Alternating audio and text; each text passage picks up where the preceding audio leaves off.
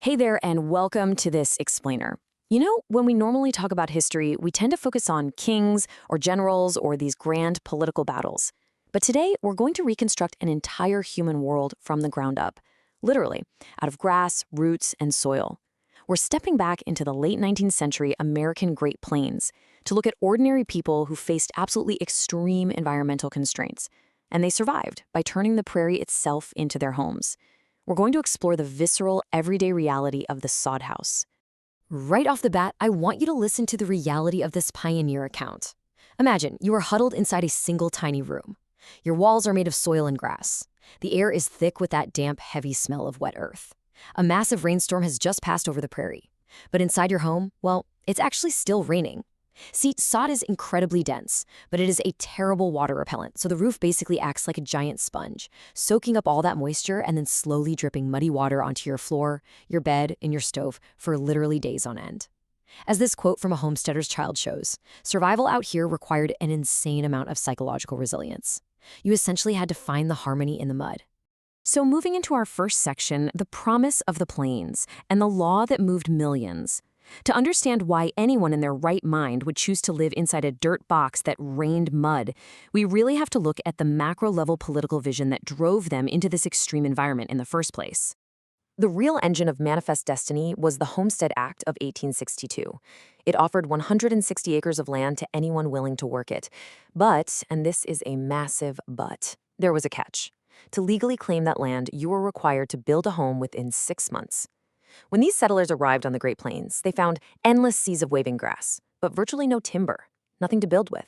So they were on a strict legal ticking clock with zero building materials in sight. This legal constraint literally forced them to look down at their feet for a solution. And the financial reality of that era left them with very few options anyway. Shipping lumber by train? Wildly expensive for new immigrants and impoverished farmers. But the earth? The earth was free. According to historical records, one 1870 Montana homesteader built an entire earthen home for less than $3. I mean, when timber is practically non-existent and you have a family to shelter, you just use what the geography gives you.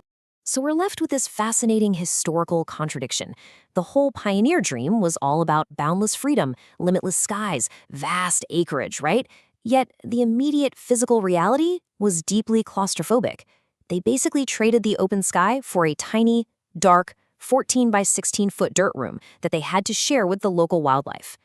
The tension between the majestic legal promise of the frontier and the suffocating reality of a sod dugout is just profound. Okay, Section 2, Architecture of the Earth, Carving a Home from the Ground. How did they actually build these things? Let's dive into the immense physical labor and sheer human ingenuity required to engineer a structure out of the living earth. It all starts with the foundation. Though, actually, scratch that. It wasn't a foundation in the modern sense at all. Settlers would clear a rectangle of grass and literally stomp the raw dirt with wagon tongues and fence posts until it was as hard as concrete. And here's a detail I love. In a completely featureless prairie landscape with no roads or town lines to guide them, early settlers would look to the night sky. They used the North Star to align their dirt walls straight north and south.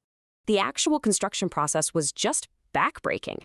They'd seek out buffalo wallows where the grass roots were the absolute thickest, and use special plows to turn the earth. They cut massive dirt bricks, each one weighing around 50 pounds. Just imagine the tactile reality of that for a second.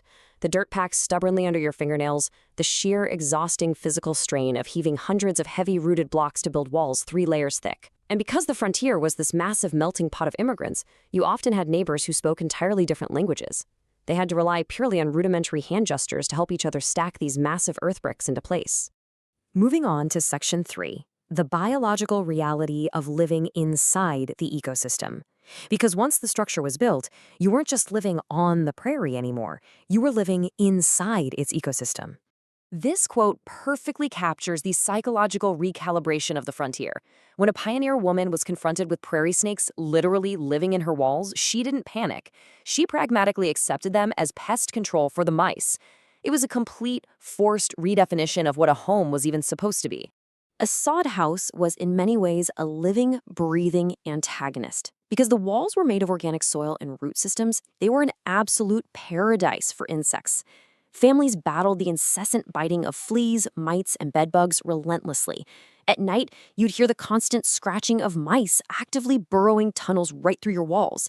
And that meant frequent showers of dirt clods dropping from the ceiling right into your food and your hair. And then we returned to the rain.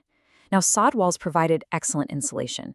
They kept the house incredibly warm in harsh winters and cool in boiling summers. But moisture was the enemy. High humidity bred mold and fungus on the inside. During heavy rainstorms, the environment was so viscerally damp that pioneer women sometimes literally had to hold umbrellas over their cast iron stoves just to keep the fire going so they could cook a miserable, damp meal. Section 4. Civilizing the soddy.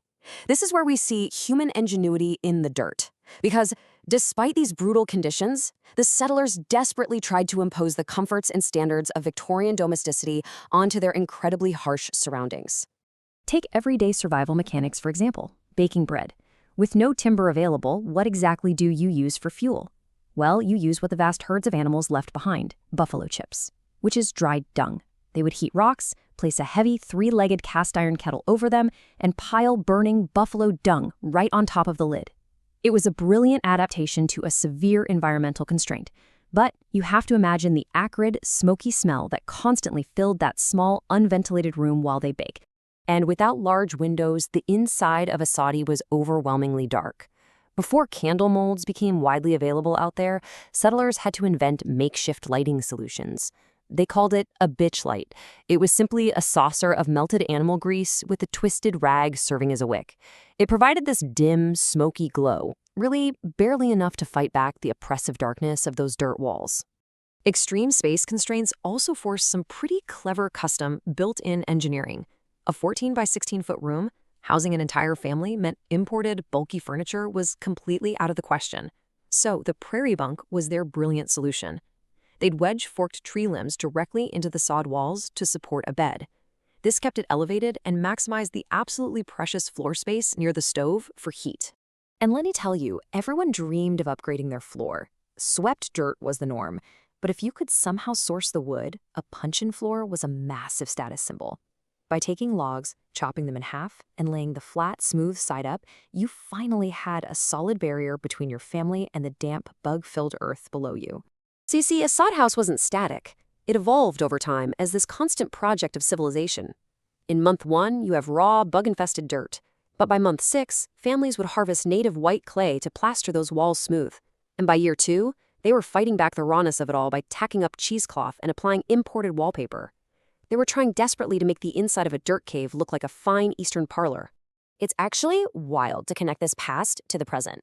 In the 19th century, hanging muslin or feed sacks from the ceiling was a literal survival mechanism, right? Just to catch falling bed bugs and dirt before they hit your dinner plate. But today, if you look at modern restoration forums like House, you'll find people meticulously trying to restore those exact same 1907 cheesecloth-backed wallpapers or recreating draped fabric ceilings for aesthetic charm. The desperate survival mechanisms of the frontier have essentially become the cozy design choices of today. Which brings us to our final section, an earth and legacy, returning to the soil.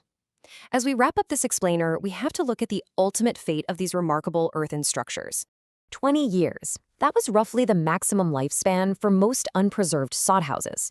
Without protective siding or just constant meticulous repair, the heavy rains, the howling winds, and the burrowing animals would eventually cause the walls to slump, erode, and just collapse. They were really temporary solutions to a permanent problem. The arrival of the railroad in the 1880s changed absolutely everything. Suddenly, cheap lumber was flowing into the plains, and for a homesteader, moving out of a soddy and into a wooden frame house was the ultimate frontier success story. It meant you had proved up your claim and you had survived. Those old sod houses were usually demoted to barns or storage sheds, or in most cases, simply left alone to slowly melt back into the prairie earth from which they were carved. We'll end on this thoughts. These pioneers ventured into an unforgiving environment with nothing but a legal promise and their own physical endurance. They literally cut their homes out of the ground, fighting off the ecosystem day and night just to establish a foothold. So what does it mean for the American dream to be built out of the very earth that threatened to bury it? It's a testament to immense human resilience and an undeniable civilizational drive to create order out of dirt. Think about that the next time you step inside your own home. Thanks for joining me on this explainer, and keep questioning the history around you.